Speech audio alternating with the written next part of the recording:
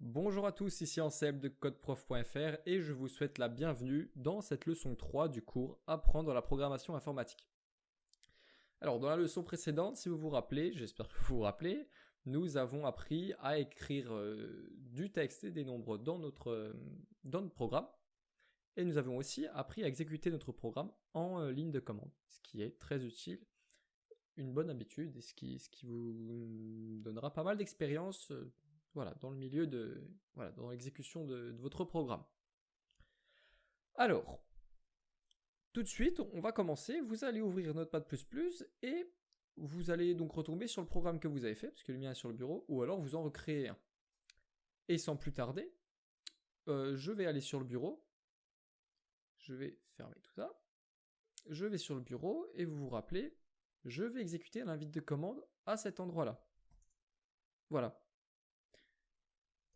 Et pour vérifier que ça marche, je vais faire python proc.py. Voilà, il ne se passe rien parce que mon programme est vide, c'est normal.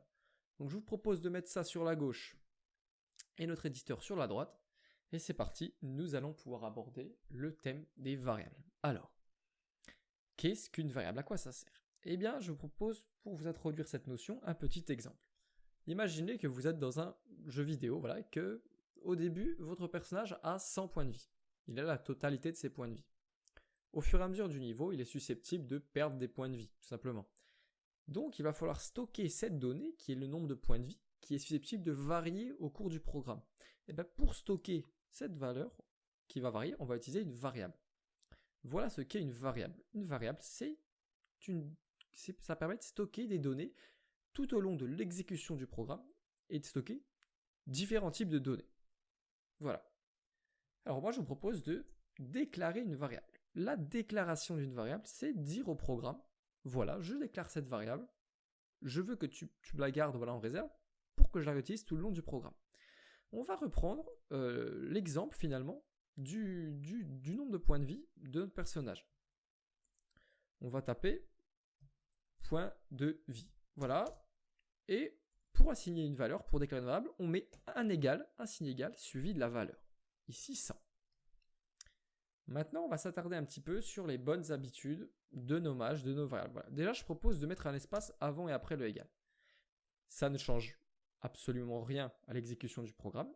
C'est juste visuel. Mais voilà, vous voyez que c'est plus aéré. C'est une bonne habitude parce que quand vous aurez des programmes qui seront beaucoup plus conséquents en termes de nombre de fichiers et de lignes de code, aérer son code et faire en sorte qu'il soit beau visuellement, c'est très très très important. Donc maintenant, ça c'est le nom de ma variable, c'est-à-dire le nom que je vais devoir utiliser pour faire référence à la valeur qu'elle contient. Alors, quand on nomme une variable, il faut savoir que c'est très important de lui donner un nom finalement qui a du sens, c'est-à-dire si moi j'arrête de programmer pendant une semaine et que je retrouve mon code, je dois pouvoir me souvenir à quoi sert cette variable, qu'est-ce qu'elle contient. Et ce de même pour un programmeur qui viendrait observer, qui viendrait finalement regarder, réviser votre code source, il doit pouvoir savoir à quoi sert cette variable. C'est pour ça qu'il est interdit par exemple de nommer, allez hop, cette variable je l'appelle variable 2, parce que je ne sais pas trop comment l'appeler, et voilà, 98. Ça, c'est très mauvais. Pourquoi? Parce que même vous ne saurez plus au bout de quelques jours, je vous assure, à quoi sert cette variable. On ne fait jamais ça. Ensuite, il y a des conditions de nommage de nos variables. Ce que je veux dire par là, c'est que vous voyez qu'ici, point de vie, je ne l'ai pas écrit comme ça, point de vie. Pourquoi? Parce que c'est beaucoup plus dur à lire que si c'est écrit comme ça. Donc, ce que je vous propose, c'est d'à chaque fois que vous faites un nouveau mot dans votre variable, vous mettez une majuscule. Par exemple, si je m'intéressais au nom du personnage, j'écrirais nom du personnage. Voilà. Et on ne met pas de majuscule au premier mot, parce que c'est une habitude que les programmeurs ont pris. Ça, c'est pas bon.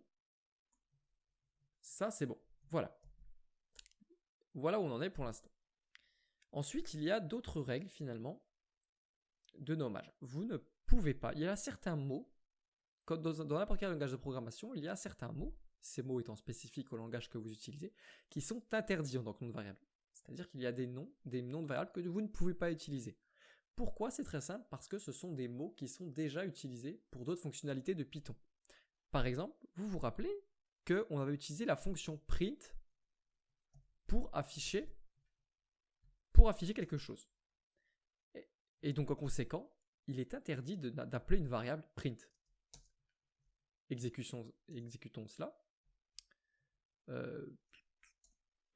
Bon, écoutez, c'est un mauvais exemple. Je ne sais pas pourquoi ça marche alors que ça ne devrait pas marcher du tout. On va utiliser un autre mot interdit, par exemple for. Voilà, et là vous voyez qu'il ne veut pas. Comment savoir si on a utilisé un mot interdit? La plupart du temps, vous voyez qu'il est coloré en bleu, ce qui vous montre que c'est un mot interdit. Donc ce que je vous conseille, c'est que sur internet, voilà, on va chercher tout simplement les mots interdits, parce qu'il y en a un certain nombre, et ça ne sert à rien de les savoir, parce qu'on a internet pour se les rappeler. Alors, on va taper mots réservés Python. Et voilà, on arrive dessus, les mots-clés, liste des mots réservés. Ce qui signifie que tous les mots qu'il y a dans ce tableau, vous ne pouvez pas les choisir en tant que nom de variable. Parce que soit c'est Python qui les utilise en fonctionnement interne, soit c'est des fonctions qui servent à quelque chose. Déjà des fonctionnalités qui servent à quelque chose. Par exemple, allez, on va essayer from pour voir ce que ça fait. Allez hop, from égale 3 et on va exécuter ça. Et bien évidemment, ça ne marche pas. Donc voilà, vos noms de variables doivent avoir du sens, ils doivent être écrits correctement, ils doivent être correctement mis en forme et évidemment, ils ne doivent pas être des mots réservés. Donc voilà, maintenant que on sait comment nommer correctement nos variables, eh ben, on va étudier les différents types de variables. Parce que si on ne pouvait stocker que des nombres, on serait bien limité. On peut aussi stocker par exemple des chaînes de caractères. Des chaînes de caractères, c'est le nom utilisé, il me semble qu'on en avait parlé dans la leçon précédente, pour utiliser du texte. Voilà, par exemple, si je veux stocker le nom du personnage, je vais faire une variable non perso est égale, et là mon texte. Mais vous vous rappelez que quand on parle de texte, de chaîne de caractères, ça se passe tout le temps entre guillemets. Voilà, je vais appeler mon personnage Sonic. Voilà. J'ai déclaré un autre type de variable. Maintenant, il y a encore d'autres types de variables qui sont les nombres à virgule. Par exemple, force attaque, je vais mettre 15,7. Et rappelez-vous que la virgule décimale, en programmation, dans quasiment tous les langages de programmation, je n'ai jamais croisé un langage de programmation dans lequel finalement la virgule est une virgule. Ici, la virgule décimale, pour un nombre, c'est un point. On oublie. Voilà. Je n'ai pas fait exprès de rajouter les zéros, on va les laisser, ça marche quand même. Donc voilà, ça c'est les différents types de variables qu'on peut utiliser pour l'instant. Maintenant, on va s'intéresser, finalement, il faut savoir que on ne peut pas stocker n'importe quelle valeur numérique dans une variable. Par exemple, point de vie, voilà, pardon. Eh bien, il y a une valeur minimale et maximale pour les entiers, puisque ça c'est un entier, ça c'est un nombre décimal. Ça, c'est une chaîne de caractères. Il y a des valeurs minimales et maximales. Pourquoi? Eh bien, l'explication est très simple. Tout simplement, vos variables, elles sont stockées en mémoire, dans la mémoire vive. Si vous ne le saviez pas, la mémoire vive, c'est l'endroit où toutes les variables de tous les programmes qui sont actuellement en exécution sur votre ordinateur sont stockées. C'est ici que ces variables sont stockées. Et donc, évidemment, une variable, ça prend virtuellement de la place. Et physiquement, dans l'électronique de la place. Donc on ne peut pas faire des variables d'une taille infinie. Donc pour apprendre sur les types de variables et leur taille maximale, voilà, je suis sur un site internet. Et on peut voir que ici, integer, qui est un type entier, on voit que sa valeur est comprise entre un peu moins de 2 milliards et un peu plus de 2 milliards. Si c'est codé sur 32 bits, soit 4 octets. C'est-à-dire, ça dépend de la manière dont votre ordinateur représente sa mémoire vive. Voilà. Donc, vous allez me dire, est-ce qu'on peut, du coup, arriver à des erreurs si on prend des nombres trop grands? Donc, si jamais vous avez besoin d'utiliser des nombres supérieurs à 2 milliards, ne vous inquiétez pas, Python est très malin. C'est-à-dire qu'il va pallier à ce problème. Et si une case mémoire ne suffit pas à stocker votre valeur de variable, il en utilisera 2, et ainsi de suite. C'est pour ça que si je fais nombre et que j'utilise un nombre très très grand et que je demande à l'afficher, eh bien ça ne devrait pas te poser de problème. Voilà, il nous l'a affiché sans broncher. Parce que Python est malin. Voilà. Donc, vous aurez rarement des problèmes de dépassement de mémoire. C'est comme ça qu'on appelle ça. Donc là, on a déclaré nos variables. C'est bien beau, mais comme on va les afficher maintenant, parce que ce sera quelque chose d'intéressant à faire. Et vous savez comment afficher quelque chose. Rappelez-vous, quand on affichait du texte ou un nombre, du texte, ça se passe comme ça. Excusez-moi. Et quand plus particulièrement on affichait un nombre, voilà, c'était sans guillemets. Voilà. Ça nous affiche bonjour 18. Voilà. Parfait. Et bien quand on veut afficher une variable, tout simplement, rappelez-vous, entre les parenthèses de print, on affichait ce qu'on voulait afficher. On écrivait ce qu'on voulait afficher. Et bien là, tout simplement, on écrit la variable qu'on veut afficher, sans guillemets. Et point de vie, si je demande d'afficher point de vie, ça m'affiche 100. De la même manière, si je demande d'afficher nom perso, ça m'affiche Sonic. Si je demande à afficher force attaque, ça m'affiche 15,007. Voilà, on arrive parfaitement à afficher nos différentes variables. Maintenant, on va apprendre à faire quelque chose. Si je veux afficher, par exemple, quelque chose comme ça. Je veux que là, par exemple, ça affiche nom du personnage, deux points suivi du nom du personnage.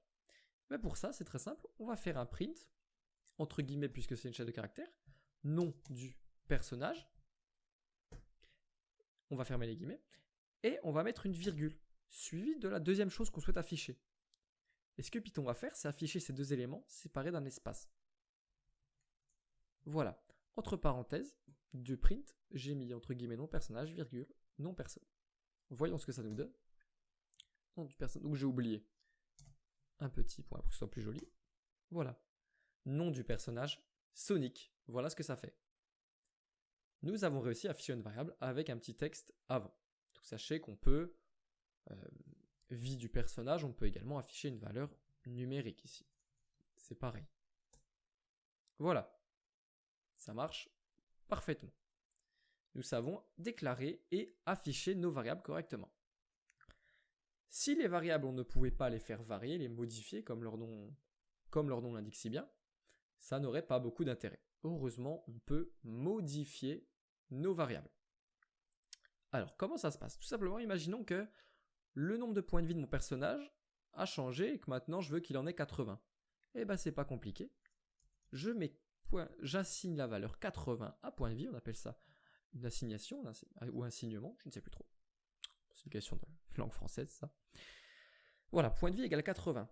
Et si je demande à afficher maintenant point de vie, vous allez voir que ça va m'afficher 80.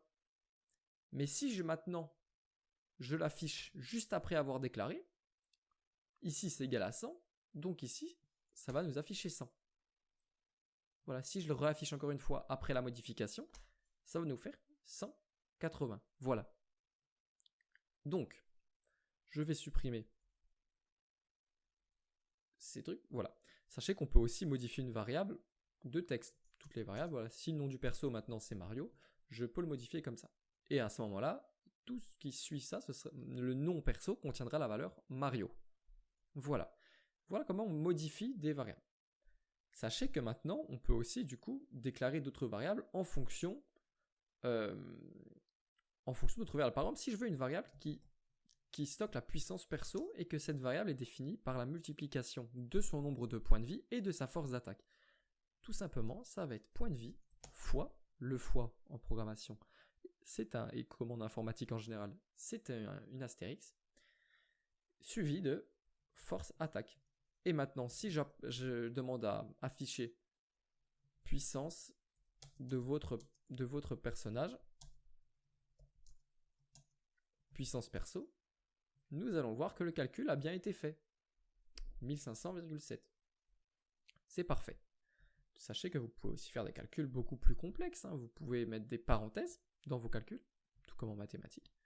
Vous pouvez mettre tout ça au cube, ajouter 4, soustraire 12, voilà. Et je redemande à afficher la puissance perso. Ça marche toujours. Ça marche à merveille. Voilà qu'on peut faire des calculs avec nos variables. C'est évident. Et maintenant, sachez que nos variables, du coup, on peut les modifier plutôt rapidement. Par exemple, si je veux multiplier les points de vie par 2. Comment je vais faire pour multiplier, pour que la valeur de mes points de vie soit multipliée par 2 en fonction de sa valeur actuelle, bien sûr? Eh bien, tout simplement, je vais assigner point de vie fois 2 pour que cette valeur remplace l'ancienne valeur de point de vie. Est-ce que vous voyez ce qui se passe? Par exemple, point de vie ici, ça contient 100. Donc, la valeur 100 fois 2, 200, va venir remplacer la valeur 100. Donc voilà, j'ai multiplié par 2 la valeur de mes points de vie. Sachez que aussi je peux additionner 2 à mes points de vie, je peux soustraire 2, je peux diviser par 2. Voilà, je peux faire énormément de choses finalement. Je peux même mettre au carré si je le souhaite. Voilà. Et sachez que pour faire ce genre de choses, c'est-à-dire modifier une variable en fonction de sa valeur actuelle, il y a des raccourcis qui sont très pratiques. On va reprendre un exemple plutôt simple, qui est la multiplication par 2. Ici, comme vous pouvez le voir, on peut faire un raccourci. Vous voyez un égal et un fois. Ce qui va se passer, c'est qu'on enlève tout ça. Et il y a un opérateur, puisqu'on appelle ça un opérateur, qui permet directement de dire « je veux que la valeur contenue dans ma variable double ». Et c'est l'opérateur qui vous intéresse. Moi, vu que je double, c'est la multiplication, suivi d'un égal et de la valeur par laquelle on veut multiplier. Ça signifie multiplie ma valeur de point de vie par 2. On peut essayer ce que ça donne, voir ce que ça donne. Maintenant, 200. Je vais enlever voilà, ce qui sert à rien. Ça nous... Là. Alors, vous voyez qu'ici, ça a bien doublé notre valeur. On peut aussi la quadrupler si on souhaite, vous avez compris. On peut mettre n'importe quelle valeur, même une valeur décimale et négative. Vous voyez que ça marche quand même. Et sachez que ça marche avec toutes sortes de choses. Si on change l'opérateur fois par plus, ça signifie additionne 2,32 à ma variable point de vie par rapport à la valeur qu'elle a actuellement. On peut aussi mettre moins du coup. Ça fonctionne. On peut également aussi mettre puissance si on veut mettre à la puissance 2,32. Par exemple, c'est possible. On peut aussi diviser. Dire je veux que tu divises ma valeur actuelle de point de vie par 2,32. Voilà. Voilà qu'on peut finalement modifier nos variables très rapidement grâce à ces raccourcis d'opérateurs. Je vous le rappelle, ils sont plus égal, moins égal, fois égal, divisé égal, puissance égale. Voilà. On a beaucoup d'opérateurs. Maintenant, on va apprendre un petit terme. Si maintenant vous voulez ajouter 1 à une variable, par exemple que vous avez une variable compteur qui est au début égale à 0, et que là vous faites compteur est égal à compteur plus 1. Ou plutôt, maintenant on fait plus égal 1. Compteur plus égal 1, ce qui signifie je veux que tu m'ajoutes 1 à la valeur de compteur. Maintenant on va afficher compteur ici. Maintenant je vais recommencer. Plus égal 1. Et je raffiche mon compteur. Etc. Si on lance le... Je vais enlever ça, on n'a plus besoin d'afficher le nombre de points de vie. Ni d'ailleurs tout ce qu'il y a au-dessus. Voilà. Et bien vous voyez que ça nous affiche 1 puis 2. Parce qu'au début c'est égal à 0. On ajoute 1, on affiche, voilà. Donc on pourrait éventuellement afficher avant que ce soit augmenté. Du coup ça nous ferait 0, 1, 2 maintenant. Voilà. Et bien ce qu'on a fait, ajouter 1 à une variable, ça s'appelle incrémenter cette variable. C'est de l'incrémentation. Je vous l'écris là.